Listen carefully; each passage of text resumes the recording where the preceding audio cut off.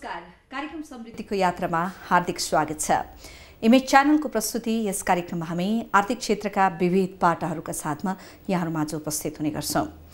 दर्शकबिन, अब देशमा समृद्धिको कुरा गरिरहँदाखेरि वर्षेनी लाखौं युवाहरू रोजगारीको अवसरमा विदेश हिँड्छन् र पसिना बगाउँछन्, विशेष गरी खाडी मुलुकमा। तिनै युवाहरूले पठाएको रेमिटेन्सले देश त धानेको छ। वास्तवमा देशमा अवसरै नभएर ती युवाहरू बाहिरिएका हुन् त अथवा अवसरको पहिचान गर्न नसकेका हुन्। एकजना युवा व्यवसायीलाई आज हामीले कार्यक्रममा निम्त्याएका छौं। उहाँले देशमा अवसरै अवसर देख्नु भएको छ। देशमा विभिन्न क्षेत्रमा लगानी गर्नुभएको छ। लामो समयदेखि कम्प्युटरको क्षेत्रमा लगानी गर्नुभएको छ। कम्प्युटर सप्लाई गर्नुभएको छ मेगाटेक मार्फत र त्यसै मार्फत अथवा त्यही कम्प्युटर मार्फत अथवा कम्प्युटरको व्यवसाय हुँदाहुँदै अहिले अन्य व्यवसायमा लगानी गर्नुभएको छ। नेपालमा पछिल्लो समयमा फस्टाउँदो अनलाइन व्यवसायमा पनि उहाँ निकै क्रियाशील हुनुहुन्छ। आज हामी उनै व्यवसायी शैलेश लोहनीसँग कुराकानी गर्दैछौँ। आउनुहोस् आजका हाम्रा पाहुना लोहनीलाई स्वागत गरौँ। स्वागत छ सर। धन्यवाद महिमाजी। सन्चै हुनुहुन्छ? एकदम ठिक छ। केमा व्यस्त हुनुहुन्छ आजकल? यस्तो हुन्छ, अब हामी व्यापारीलाई त व्यापारमै व्यस्त छौँ जस्तो लाग्छ। तपाईले भने जस्तो यो हामीले चाहिँ हरेक बिजनेसलाई चाहिँ वास्तव बिजनेस हैन, प्रडक्टको रूपमा मात्र हेर्छौँ हैन। त्यो बिहान उठ्दादेखि सुत्दासम्म हाम्रो दिमागमा व्यापार मात्र हुन्छ र केही पनि हुँदैन। वास्तवमा मेगाटेक कम्प्युटरको व्यवसाय मार्फत व्यवसाय क्षेत्रमा हात हाल्नुभयो। अहिलेको नेपालको सन्दर्भमा कुरा गर्नुपर्दा लाखौं युवाहरू अवसर नपाएर विदेशी रहेका छन्। वास्तवमा नेपालमा साँच्चीकै अवसर नभएर हो अथवा नदेखेर हो, वास्तवमा कसरी चित्रण गर्ने, कसरी बुझ्ने? एक्चुअली नेपाल त कस्तो हो भने नि, यो ल्यान्ड अफ अपर्च्युनिटी भन्छु क्या म हैन। अनि जहिले पनि के हुन्छ भने अवसर चाहिँ तपाईको पछाडी पछाडी हिँडिरा हुन्छ हैन, या अगाडि अगाडि हिँडिरा हुन्छ र हाम्रो फोकस चाहिँ जहिले त्यसको उल्टो डिरेक्सनमा हुन्छ। अब त्यो चिज तपाईले देख्न सक्नुभयो भने अवसरै अवसर छ हैन। चुनौती मात्र देख्नुभयो भने त जस्तै मानौँ बाटो छैन नि के अवसर आयो त, बाटो खन्ने अवसर आयो नि त हैन। अब त्यो पो काम गर्नु, बाटो छैन भनेर घर नगएर त भएन हैन। त्यसले गर्दा नेपाल त ल्यान्ड अफ अपर्च्युनिटी भन्छु मैले। कसरी पहिचान गर्ने त अवसरलाई? मैले भने नि त, तपाईले मानौँ जस्तै मानौँ तपाईँ कुनै ठाउँमा बस्नुहुन्छ, त्यहाँ तरकारी पसल छैन। ओहो म यो ठाउँबाट म बस्दिनँ, म त अन्त घर बनाउँछु के गर्छु भन्नुभन्दा तपाईँ त तरकारीको बिजनेस स्टार्ट गर्न सक्नुहुन्छ नि। अवसर त त्यही हो हैन। अब अहिले म सुन्छु, म विभिन्न थरीका मान्छेसँग भेट्छु, विदेश जानलाई 25 लाख रुपियाँ खर्च गर्नुपर्छ हैन। कुनै अलिकति युरोपियन अमेरिकन कन्ट्री जानको लागि 25 लाखको आधी तपाईँले खर्च गर्नु, त्योभन्दा बढी पैसा तपाईँ नेपालमै कमाउनुहुन्छ हैन। गर्नु चाहिँ पर्यो नि त। गाली गरेर अवसर छैन भनेर तपाईँ अवसर नहेरेर अनि अवसर छैन भन्न त पाइँदैन। हजुर, अब यहाँको व्यावसायिक करियर मेगाटेक कम्प्युटर मार्फत सुरुवात भयो होइन? कसरी यो क्षेत्रमा प्रवेश गर्ने सोच बनाउनु भयो? खास कारण के थियो, केले प्रेरित गर्यो? त्यही अवसरै कोही कुरा जुन तपाईँले गर्नुभयो। मैले विराटनगरबाट सुरु गरेको हो र त्यतिखेर म जम्मा 18 वर्षको थिएँ हैन। मेरो घरबाट पनि तैँले अहिले व्यापार गर्ने बेला भएको छैन भन्नुहुन्थ्यो। अनि मैले के देखेँ भने काठमाडौँ बाहिर चाहिँ कम्प्युटरको त ट्रेडिङ भन्ने नै छैन। कम्प्युटर इन्स्टिट्युटहरू हुन्थ्यो जसले चाहिँ कम्प्युटर मगाएर बेच्ने गर्थ्यो। मलाई थाहा भएसम्म चाहिँ हामी नेपालमा काठमाडौँ बाहिरको चाहिँ पहिलो ट्रेडिङ कम्पनी हो जसले चाहिँ ट्रेडिङबाट, प्योरली ट्रेडिङबाट मात्र स्टार्ट गर्यो। त्यो अवसर थिएन, चुनौती थियो। हामीले चुनौती बुझ्यौँ, गऱ्यौँ। आज हामी मेगाटेकलाई चाहिँ हामी मेगाटेक ग्रुप भन्छौँ, जससँग धेरैवटा व्यवसायहरू चलिरहेछ। हाम्रो डाइभर्सिफिकेसन चाहिँ हाम्रो टिम मेम्बर, हामी एकदम राम्रो टिम मेम्बरहरू छौँ। एउटाले एउटा काम हेर्छौँ, एउटाले एउटा काम हेर्छ, त्यसरी काम भइरहेछ।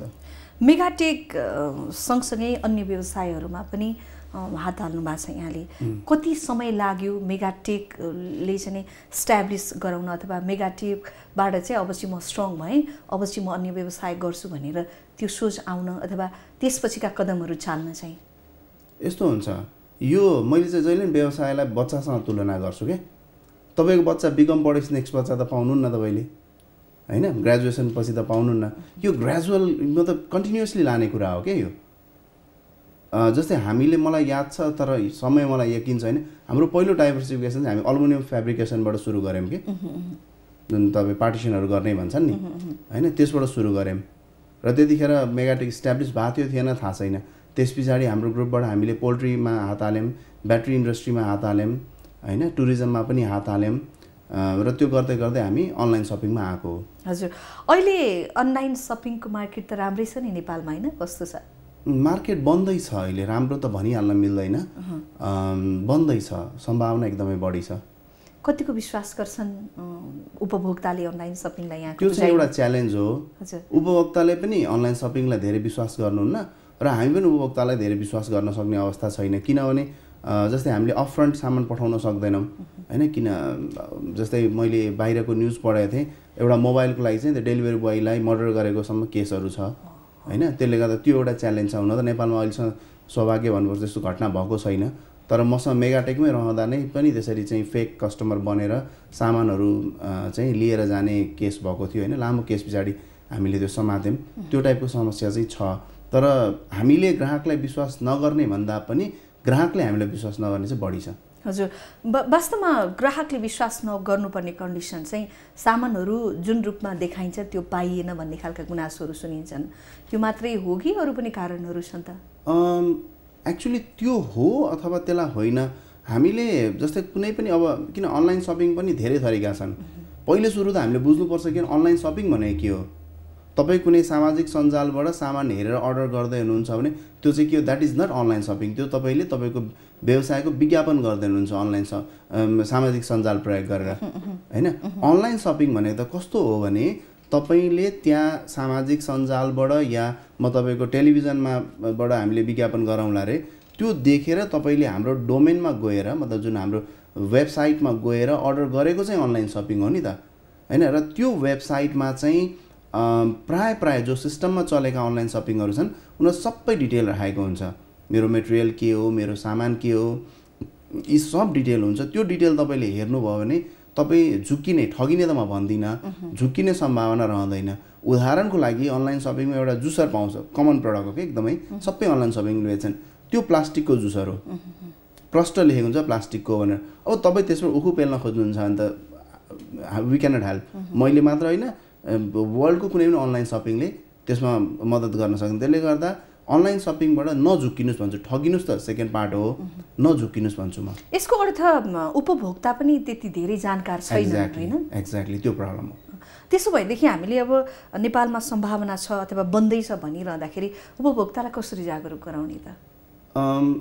यही यस्तै तपाईँहरू जस्तै मिडियाबाट अलिकति भन्यौँ, हामीले कुराहरू बुझायौँ भने अभियसली उपभोक्ता जागरुक हुन्छ। हामीले कम्प्युटर नै बेच्दाखेरि पनि म अहिले पनि सम्झिन्छु कि अब अर्ली डेजमा म आफै पनि कतिपय कस्टमरमा सर्भिसिङको लागि जान्थेँ, अनि त्यो उकार नआउँदाखेरि नेपालीमा ओहो तपाईँहरूले त कस्तो बिग्रेको कम्प्युटर दिनुभएछ, नेपाली टाइपै गर्दैन होइन, उकार आएन होइन, उकारमा बक्स आउँथ्यो अटो करेक्सनले गर्दा।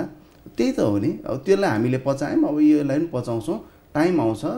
किन ग्राहक, नेपाली ग्राहक एकदमै पोटेन्सियल, एकदमै पोजिटिभ हुनुहुन्छ, उहाँहरूले बुझ्नुहुन्छ बिस्तार बिस्तार। हो त्यति बेलासम्म धैर्य गर्नै पर्यो नि त, जोरन हाल्ने बित्तिकै दही जम्दैन होइन।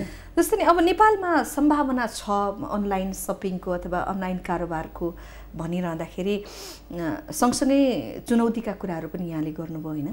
भविष्यमा चाहिँ कस्तो देख्नुहुन्छ यसको मार्केट नेपालमा, अथवा जस्तो यहाँले भन्नुभयो जस्तो एउटा सोकेसको रूपमा मात्र काम गरिदिने अरू अनलाइनहरूले अथवा अरू कम्पनीहरूका कारणले गर्दाखेरि हेम्पर कतिको पर्छ साँच्चीकै व्यवसायीहरूलाई चाहिँ? होइन, यस्तो हुन्छ, त्यो चाहिँ म त्यसलाई इग्नोर गर्ने भन्छु कि, किनभने त्यो तपाईँले कुनै पनि इन्डस्ट्रीमा त्यसलाई तपाईँ कन्ट्रोल गर्छु त्यसको पछाडि लाग्छु भनेर तपाईँ गर्नै सक्नुहुन्न। सम्भवतः तपाईँहरूको यो सञ्चार क्षेत्रमा पनि त्यो समस्या छ होइन, धेरै खाले त्यस्तो न्युजहरू छन् होइन। अनि त्यसले गर्दा त्यसलाई इग्नोर गर्नुपर्छ, आफ्नो बाटो चाहिँ सही बाटोमा हिँड्नु पऱ्यो कि। यसलाई फलानाले त कस्टमर ठगिरहेछ, म पनि दिनको 2टा चाहिँ ठग्छु नि त भनेर त्यो पोलिसी बनाउनु भएन। सम्भावना चाहिँ एकदमै बढी छ। नेपालको सहरी क्षेत्रमा भन्दा ग्रामीण क्षेत्रमा चाहिँ नि यसका ग्राहकहरू बढ्दैछन् भनिन्छ नि, कसरी हो? मलाई त एकदम मजा लागेको चाहिँ कहिले पनि हामीले भर्खर अनलाइन सपिङ सुरु गर्दाखेरि 2टा अर्डर म अहिले पनि सम्झिन्छु। एउटा बैतडीबाट थियो होइन, अनि एउटा रुकुमबाट सायद चौरजारी कि के भन्ने ठाउँबाट थियो होइन। अनि मतलब भनेपछि त मलाई एकदमै अनि त्यस बेला हो अनलाइन सपिङको पोटेन्सियल छ, किन त्यहाँ बस्ने ग्राहकले त त्यो प्रडक्ट पाउनुहुन्न होइन। हजुर। अनि त्यसले गर्दा ग्रामीण क्षेत्रमा पनि एकदम बढी छ। तर त्यही हो समस्या के भने म तपाईँलाई अर्को एउटा उदाहरण दिन्छु। पहिले हामी केटाकेटी हुँदाखेरि 100 नम्बरमा फोन गरेर पैसा लाग्दैन थियो हैन। अब अहिले अनि त्यो 100मा हामी फोन गरेर जिस्काउँथ्यौँ पुलिसलाई हैन। त्यतिखेर त अझ कलर आइडी पनि थियो जस्तो लाग्दैन मलाई हैन। अहिले लगभग कतिपय कन्डिसनमा चाहिँ त्यतिकै अर्डर गरिदिने टाइपको केसहरू पनि छ हैन। अनि त्यसलाई चाहिँ म त्यही 100 नम्बरसँग हामीले गरे बदमासी सम्झिन्छु, चुप लाएर बस्छु हैन। तर सम्भावना ग्रामीण क्षेत्रमा पनि उत्तिकै छ, सहरी क्षेत्रमा पनि उत्तिकै छ। र म यहाँ थोरै जोड्न के चाहन्छु भने जस्तै हामीले बाहिरको मार्केट, वर्ल्ड सिनारियोलाई अध्ययन गरेर हेर्दा चाहिँ majority of people coming to online shopping is not for price के, पैसा बचाउन होइन, समय बचाउनलाई आउने हैन। र जम्मा 27% ग्राहक मात्र चाहिँ पैसा बचाउनको लागि आउँछन् रे के। वर्ल्डको जुन अनलाइन सपिङको ट्रेन्ड हेर्ने हो भने नेपालमा चाहिँ ठ्याक्कै उल्टो छ। सस्तोमा किन्ने चाहिँ अनलाइन सपिङ भनेर भनिन्छ, तर वास्तवमा त्यो चाहिँ गलत प्र्याक्टिस हो। सस्तो त अभियसली सस्तो पाउन सक्नुहुन्छ हैन, तर सस्तोको लागि चाहिँ अनलाइन सपिङ होइन।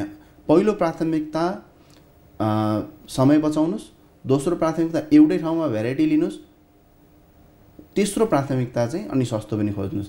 अर्को पनि उदाहरण यहाँ जोड्छु म। जस्तै तपाईँ एउटा चिनेको मान्छेको पसलमा जानुभयो, अथवा मेरै पसल, मेरो पनि त पसल छ नि त 2-3टा। तपाईँ त्यहाँ आउनुभयो भने केही नलिकन हिँड्दा ओहो शैलेशजीले त थाहा पाउनु भने मैले लिनँ, तर तपाईँ मेरो वेबसाइटमा आएर लिनुभयो भएन मलाई त थाहा हुँदैन।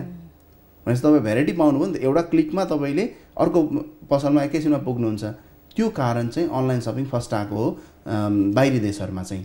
नेपालको सन्दर्भमा चाहिँ अब धेरै व्यस्त जीवन लाइफ पनि छैन होइन। अब यहाँले भन्नुभयो जस्तो अब विदेशमा समय बचाउनका लागि अनलाइन सपिङ गर्छन् भनिरहँदाखेरि नेपालमा त त्यो अवस्था अहिले धेरैको आइसकेको छैन। थोर बहुत रूपमा होला नि त्यस्ता मान्छे, कस्ताले चाहिँ नि खरिद गर्छन् त त्यसो भए?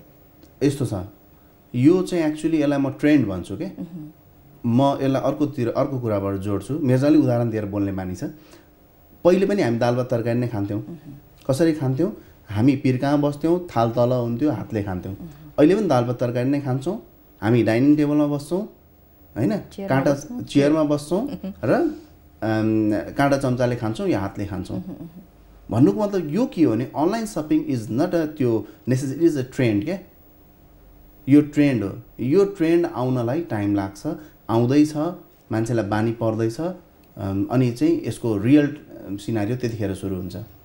अहिले त्यसो भए नेपालका कति प्रतिशत व्यवसायी उपभोक्ताहरूले चाहिँ यो व्यवसायलाई बुझे त? त्यही अनुसार यो अहिलेसम्मको अब अर्डर शैली होइन, अब उनीहरूले डिमान्ड गरेको स्थिति हेर्दाखेरि चाहिँ कति प्रतिशत उपभोक्ताहरू चाहिँ कनेक्सनमा आछन्? यस्तो केही छ तथ्याङ्क? तथ्याङ्क चाहिँ छैन, तर अहिले के भएको छ भने अनलाइन सपिङले गर्दा बिजनेसमा जुन रिटेलको जुन फुटफल छ त्यसलाई चाहिँ असर गरेको छ। किनभने मतलब मान्छेले के हुन्छ भने अनलाइनबाट नै मगाउने ट्रेन्डहरू, जस्तै मानौँ न तपाईँकोमा आज 100जना कस्टमर आउँथ्यो, तपाईँ एउटा कुनै पसल चलाउनुहुन्छ, जेसुकै होस्, जुत्ता पसल होला, कपडा पसल होला, चस्मा पसल होला। अब तपाईँको 10जना नि कस्टमर घट्यो भने त तपाईँको त व्यापार घट्यो हैन। हो, त्यसले गर्दा अहिले ट्रेन्ड चाहिँ it is moving towards online के। अब मसँग प्रतिशतमै चाहिँ छैन, किन हामीसँग त्यस्तो तथ्याङ्कै छैन हैन। किन म आफ्नै पनि त मेरो आफ्नै पसलहरू जुन छ, मेरो मेगाटेक त हामीले अहिलेसम्म बन्द गराएको छैन, हामी चलाइरहेछौँ हैन। हाम्रो फेसनको जुन मेलान्स भनेर छ त्यो पनि चलाइरहेछौँ। त्यसमा यदि हामीले भनौँ न जुन अनलाइनबाट कन्ट्रिब्युसन आएन भने हाम्रो बिजनेस घट्छ के। हजुर, अब भविष्य एकदमै सुन्दर छ अनलाइन व्यवसायको नेपालमा भनिरहँदाखेरि सँगसँगै यहाँले जोखिमका कुराहरू पनि गर्नुभयो होइन। अब उपभोक्तालाई पनि जोखिम प्लस व्यवसायीलाई पनि जोखिम। यस्ता कुराहरूलाई निराकरणका लागि हामीले प्रयास कस्ता गर्नुपर्छ, अथवा सरकारी तवरबाट हुने प्रयासहरू कस्ता हुनुपर्छ? एउटा व्यवसायीको नाताले यी कामहरू भएको खण्डमा चाहिँ राम्रो छ भन्ने हिसाबले के हुनसक्छ? यस्तो छ, सबभन्दा मेन त अब हामी कहाँ पोलिसी लेभलमा अनलाइन सपिङ भनेको के हो भन्ने कुरा अझ पनि क्लियर भएको छैन। 2-3वटा मिटिङमा म पनि गएँ, पोलिसीहरू बन्दैछ। वास्तवमा अनलाइन सपिङको 2टा मोड्युल छ। नेपालमा अनलाइन सपिङ चाहिँ कहिलेदेखि सुरु भयो, अथवा यसको कारोबार चाहिँ? मलाई एक्ज्याक्टली त्यसो त थाहा छैन होइन। कमसेकम 10-12 वर्ष अगाडिदेखि नै सुरु भएको जस्तो लाग्छ। किन मैले पनि दुईटा मेरो तेस्रो प्रयासमा म सोचेको .com मा आइपुगेको। पहिले हामीले mega.com.np भनेर 2008मा हामीले सुरु गरेका थियौँ। र मलाई चाहिँ यसमा चाहिँ मेरो साथी अहिले हामी सँगै छौँ socheko.com मा पनि हामी सानैदेखिको साथी तर ऊ चाहिँ इन्डियामा पढ्यो अनि उसले ल शैलेश यस्तो छ तिमीले अनलाइन सपिङ गर्नुपर्छ भन्दा उसले जबरजस्ती मलाई वेबसाइट बनाएर दिएको थियो के अनि त्यतिखेर हामीले mega.com.np भनेर गऱ्यौँ खासै सफल भइएन अनि त्यसपछि फेरि तर यो काम चाहिँ हुनै रहेछ भन्ने फिल भएर अनि हामी फेरि socheko.com मा आयौँ हैन त्यो नै 2008 मा थियो भने त्यतिखेर पनि एउटा दुईटा अनलाइन सपिङहरु आइसकेको थियो मार्केट रेडी थिएन अहिले चाहिँ मार्केट धेरै हदसम्म रेडी छ हैन अप्ठ्याराहरु त आउँछन् तर मार्केट रेडी छ ओभरअल वर्ल्ड ट्रेन्ड हेर्ने हो भने चाहिँ 1994 मा पिज्जा हटले सुरु गरेको भने भन्छ उसको अनलाइन डेलिभरी हैन र 95 मा अमेजनले सुरु गरेको हैन र त्यसपछि तपाईको अर्ली 99 तिरबाट मलाई लाग्छ इन्डियामा सुरु भएको थियो हैन अनि इन्डियामा चाहिँ ओहो नहेरिकन कसरी सामान अर्डर गर्ने भन्ने थियो अब अहिले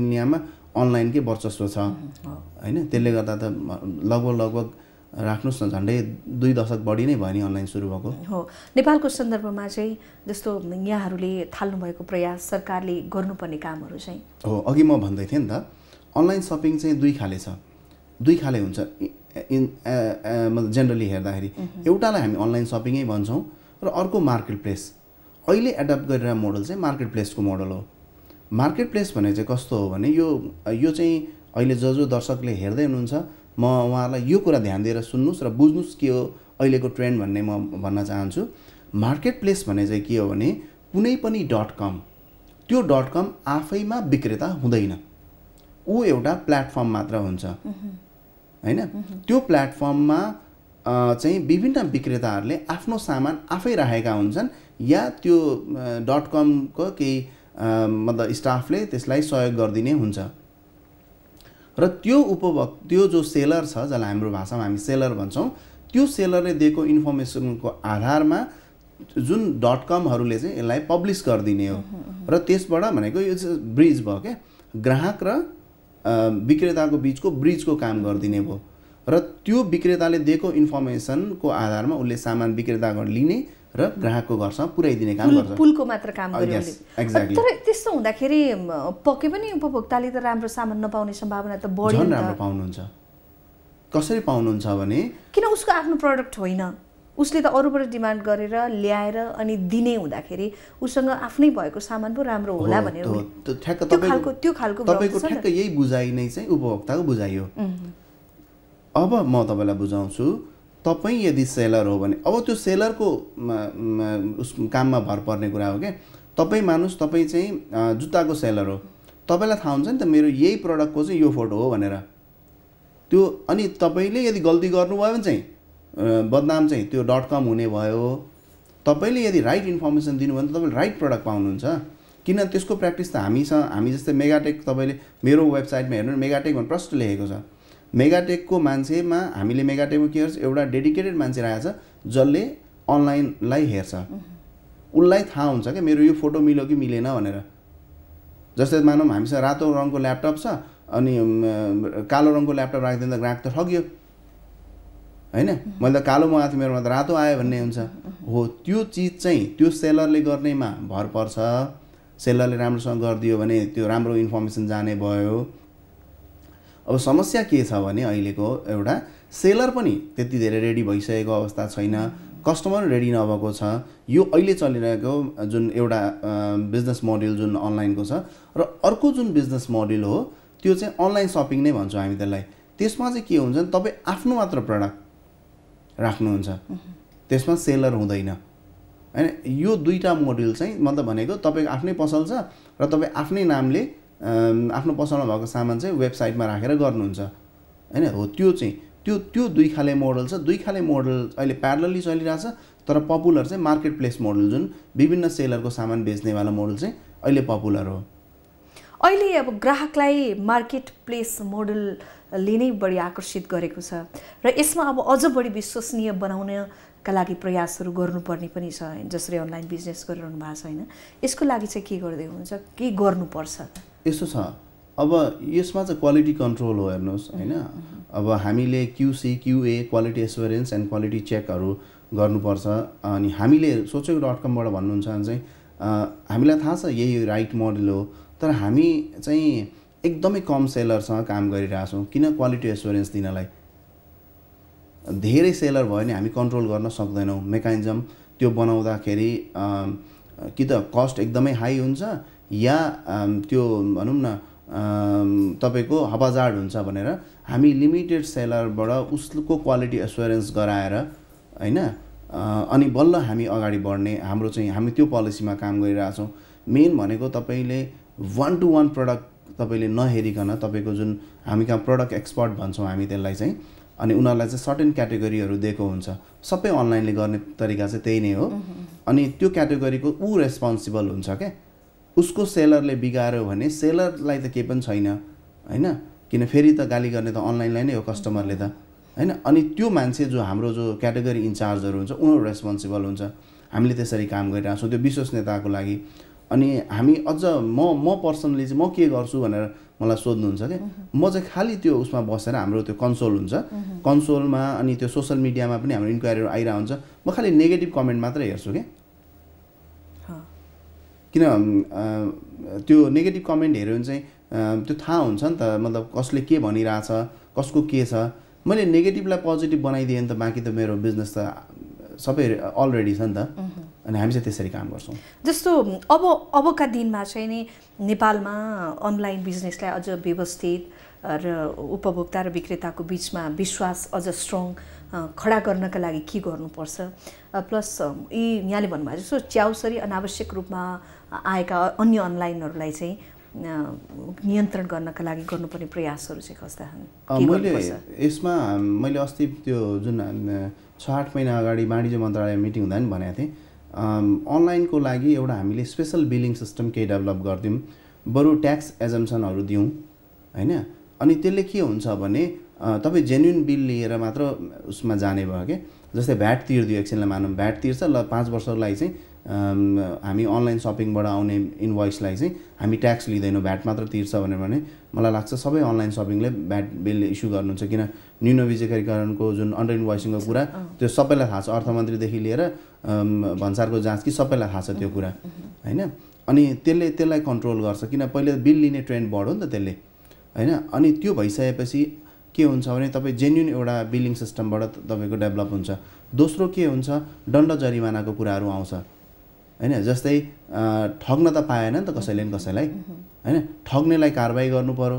र तेस्रो अहिले नेपाल यो इन्डिया र नेपालमा बढी चलिरहेको ट्रेन्ड चाहिँ क्यास अन डेलिभरी भन्छ। क्यास अन डेलिभरीलाई चाहिँ बिचबिचमा हाम्रो अनलाइन गर्ने साथीहरूसँग उठ्छ त्यो कुरा, यसलाई डिस्करेज गर्नु, वास्तवमा यो डिस्करेज गर्नुपर्छ। क्यास अन डेलिभरी भने चाहिँ अहिले त 100 नम्बरमा फोन गरेर यस्तै हो कि नलिदिँदा भएको छ क्या हैन। अनि हो त्यो चिजहरू किनभने त त्यसले त व्यवसायलाई त निरुत्साहित गर्यो नि त व्यवसाय गर्नलाई हैन। अनि म पनि डिबी भर्न जानु पर्यो कि त के अरे गल्फमा गएर मैले पनि काम खोज्नु पर्यो म निरुत्साहित भएँ भने त हैन। हो त्यो चिजलाई चाहिँ हामीले नियमन गर्नुपर्छ जस्तो लाग्छ। त्यसको लागि चाहिँ नि क्रेता र विक्रेता दुवैमा विश्वासको वातावरण हुनु पर्यो हैन। जस्तो कसैले अर्डर गर्यो भनेपछि उसले चाहिँ तैँले लिनै पर्छ भन्ने खालको सिचुएसन पनि आउनु भएन, प्लस लिएको सामान पनि सही छ भनेर ऊ विश्वासमा हुनु पर्यो नि त। यस्तो हुन्छ जस्तै अघि हामीले अफ एयरमा पनि कुरा गरेका थियौँ नि त, कुनै पसलमा मान्छे आउँछ उसले 2 घण्टा 4 घण्टा बसेर नलिँदा पनि भएकै छ। तपाईँ कहीँ सपिङ गर्न जानुहुन्छ, तपाईँले सामान नपाइकन फर्किन सक्नुहुन्छ भनेपछि हामीले दुइटैले क्रेताले पनि त्यो कुरा बुझ्नु पर्यो, विक्रेताले पनि त्यो बुझ्नु पर्यो। जस्तै बाहिर कस्तो हुन्छ भने विदेशतिर चाहिँ तपाईँ अनलाइन सपिङमा अर्डर गर्नु, तपाईँ एक कल फोनमा कुरा हुँदैन। तपाईँ सामान अर्डर गरिदिनुहोस्, तपाईँको घरको ढोकामा सामान आउँछ, सामान छोड्छ, डेलिभरी बोय जान्छ। अब यसमा के भने उसले पैसा पहिले दिइसकेको छ, अब उसलाई सामान चित्त बुझेन, उसले तुरुन्त रिटर्न गर्छ, फेरि त्यही डेलिभरी बोय आउँछ या उसको कहीँ ड्रप अफ पोइन्टहरू हुन्छ। बाहिर त तपाईँको पोस्ट बक्स जस्तै त्यो डिभाइसहरू पनि राख्न थालिसकेछ, त्यहाँ राखेपछि तपाईँ ट्रस्टेड बायर हो भने तपाईँको तुरुन्त पैसा फिर्ता हुन्छ। तपाईँ ट्रस्टेड बायर होइन भने चाहिँ तपाईँको 2 दिन 4 दिनमा जब उसले सामान भेरिफाई गर्छ फिर्ता हुन्छ। यहाँ हामी कहाँ त्यही प्र्याक्टिस छ, तर अलिकति उयो विश्वासको अभाव मात्र हो, अरू केही पनि होइन। हजुर, जस्तो नि अब नेपालमा यति धेरै लगानीका कुराहरू छन्, अवसरको कुरा पनि यहाँले गर्नुभयो होइन। सरकारले वैदेशिक लगानी भित्र्याउनका लागि विभिन्न प्रयासहरू पनि गरिरहेको छ, तर सोचे जस्तो लगानी भित्रिएको छैन, व्यवसायहरू सञ्चालन हुन सकेका छैनन्, उद्योगहरू स्थापना हुन सकेका छैनन्। खास के कारण होला यो भएको? एउटा त हाम्रो कस्तो छ भने हाम्रो जुन सोचाइ अहिले पनि हामी 20 वर्ष पुरानै सोचाइमा छौँ। हेर्नुहोस् कुनै पनि कुरा गर्दाखेरि अब जस्तै लगानी भित्राउनको लागि तपाईँले पहिले लगानी एस्योरेन्स त गर्नु पर्यो नि। इमेज च्यानलले मलाई याद छ हामी किन यो पहिले नेपाल टेलिभिजनमा सायद बिहान 2 घण्टा प्रोग्राम आउँथ्यो तब न अहिले यत्रो धेरै टेलिभिजन आयो हैन। मतलब सम्भावना देखियो र त्यो सम्भावनाबाट फ्रुटफुल भयो भने सरकारले केही गर्नै पर्दैन, आफै एप्लिकेसन लिएर आउँछन्। त्यसो भए नेपालमा किन विश्वास गर्न सकेन? यो विश्वासको कमी छ। हेर्नुहोस् अब मैले धेरैचोटि यो ट्याक्स अफिसमा पनि गएर भनेको छु, किन यस्तै मिटिङहरुमा कहिलेकाहीँ बोलाउनुहुन्छ उहाँहरूले, अनि मानौ म आज 10 लाख रुपैयाँ ट्याक्स तिरिरहेको छु एक्जाम्पलको लागि भने मैले आज 10 लाख रुपैयाँ तिरेँ, मलाई अर्को साल 11 लाख कसरी तिराउने त्यसमा फोकस गर्नुभन्दा मलाई घाँटी न्याकेर मसँग हुन त्यस्तो अनुभव भएको छैन, मलाई घाँटी न्याकेर चाहिँ 15 लाख रुपैयाँ तिराउने या 10 लाख रुपैयाँ तिराउने टाइपको अलिकति मेन्टालिटी अहिले त धेरै, अहिले त यो के अरे उहाँहरूको यो पोलिसीहरू पनि चेन्ज भएको छ, त्यो टाइपको एउटा हामी कहाँ त्यो ट्रेन्ड छ। अर्को जस्तै मैले व्यापारले जस्तै मानौँ मेरो फ्याक्ट्री चाहिँ वहाँ त्यो हाइवेबाट 1.5-2 किलोमिटर भित्र छ। विदेशमा के हुन्छ भने तपाईँ फ्याक्ट्री बनाउनुहोस् म बाटो बनाइदिन्छु भन्ने हुन्छ। हामीले फ्याक्ट्री बनाएपछि बाटो हामीले बनाउनुपर्छ हैन, ग्राभल हामीले हाल्नुपर्छ, चन्दा हामीले दिनुपर्छ, हो त्यस्ता चिजहरू सरकारले कन्ट्रोल गर्नुपर्छ के। अनि त्यो यदि त्यहाँ पिच बाटो बनाइदिने हो भने त अरू 5वटा फ्याक्ट्री त आफै खुल्छ त। ग्राभल हाल्ने पैसाले त दिवाल हाल्न पुग्छ नि त। हो यो चिजहरू अहिले लगानी नभित्रिनु या कन्फिडेन्स नहुनु हैन। किन पहिले के थियो भने यही ट्याक्सको कुरा म पहिले भन्छु, ट्याक्स या गभर्नमेन्टको हेर्ने नजर चाहिँ पहिले चाहिँ के थियो भने तपाईँ हामी स्कुल पढ्दा हाम्रा टिचरले लट्ठी लिएर आउँथे, अहिले हाम्रा बच्चा स्कुल पढ्दा चक्लेट लिएर आउँछन्। मेन्टालिटी चेन्ज भएको छ नि त, हो त्यो चेन्ज हुन जरुरी छ। अब लट्ठीको कल्चर छैन। यसको अर्थ हामी कहाँ अवसर छ तर अवसरभित्र समस्या पनि धेरै छ। समस्या छ, इन्करेजमेन्टको अलिकति कमी देख्छु म। जो अभिभावकको सरकार उसले नै इन्करेज गर्न सकेका छैन व्यवसायीहरूलाई भन्न मिल्छ। एप्रोच हैन, इन्करेज गरे एप्रोच गलत भयो मेरो बुझाइमा चाहिँ। म त्यति विज्ञ त होइन तर मेरो बुझाइमा एप्रोच गलत भएको। हजुर स्टुडियोसम्म आइदिनु भयो, यति धेरै कुराहरू सेयर गरिदिनु धन्यवाद छ। धन्यवाद, मलाई पनि मेरो कुरा राख्न पाएँ तपाईहरुको पपुलर इमेज च्यानल मार्फत। अब मैले भनेको कुराहरू कस्तो रूपमा लिदिनुहुन्छ दर्शकहरूले, मबाट केही गलत कुनै मेसेज जानेर त भनेको छैन न, तपाईलाई त्यस्तो लाग्यो भने त्यसको लागि चाहिँ म क्षमा चाहन्छु। समय र यो स्टुडियोको लागि धन्यवाद। दर्शकवृन्द, आज हामीले कार्यक्रममा युवा व्यवसायी शैलेश लोहनीसँग कुराकानी गर्यौं। यो सँगसँगै कार्यक्रमको निर्धारित समय पनि सकिएको छ। म लगायत मेरो सम्पूर्ण युनिटलाई आज्ञा दिनुहोस्। नमस्कार।